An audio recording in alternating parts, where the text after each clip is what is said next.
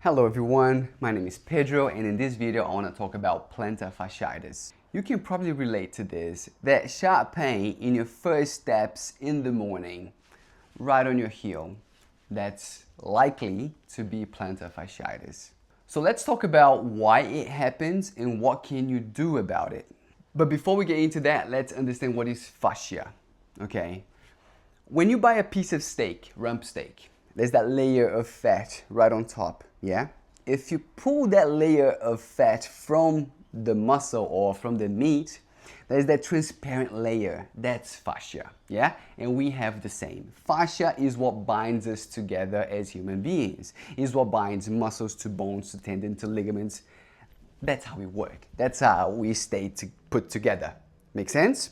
Okay, now, plantar fascia, it's a thick band that runs along your heel to the middle of your foot, okay? When that band gets irritated or overstimulated, guess what happens? Pain. That's the sharp pain that you feel. And it's worse in the morning. Do you know why? Because you're cold, because you haven't moved in a while. That band is not really warm. That's why you feel that sharp pain.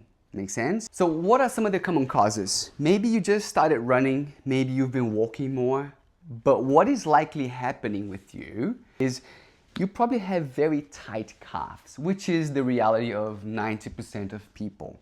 Not only calf, but your ankles probably have poor mobility due to have an imbalance above the structure. Make sense? If your calf can't function as it should, your ankle won't function as it should. And as a byproduct, the fascia won't work as it should. It will get irritated. And you know what happens. But you might be wondering, what can I do to help? Well, especially in the morning, you're probably scared of making that first step because it hurts. So what can you do?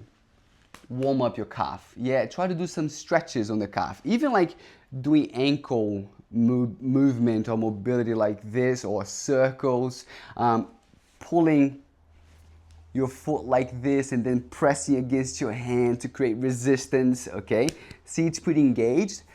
The more engagement you give to your calf in the morning, the more blood is rushing through the area, the warmer the whole structure gets, the less likely you are to get pain. Make sense? So this is something that you can do to address the pain early in the morning. Now, if this goes on throughout the day, you have to address the muscular imbalance on your calf and the tibialis. Tibialis is this muscle running right here on the front side of your shin. These two, they talk to each other, your calf and your tibialis. If one is not working properly, the other, it won't. Okay, so think about it. My biceps and my triceps. If I want to bring my hand towards my shoulder, my bicep contracts, my triceps extends. So they work in conjunction. This is the same thing. If I put my foot up like this, I'm stretching my calf and I'm contracting my tibialis. So you've got to address both, okay? You've got to build strength on your calf and tibialis, and you have to improve the mobility of your ankle. This is the best way to get through it. Another one, you can use one of the balls, like a tennis ball, and just massage the bottom of your foot. You can do that in the morning after you've done the stretches.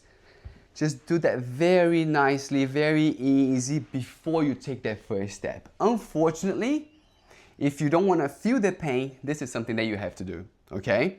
Now, if the pain is lingering for weeks or months, go to the doctor, get it checked, get an MRI, try to understand what is actually happening to it. Don't keep on guessing, yeah? If you want short follow along, early in the morning mobility exercises or in the evenings, you can just let me know in the comments below and I'll do it for you. So I hope this helps, and I'll see you in the next video. Chirp.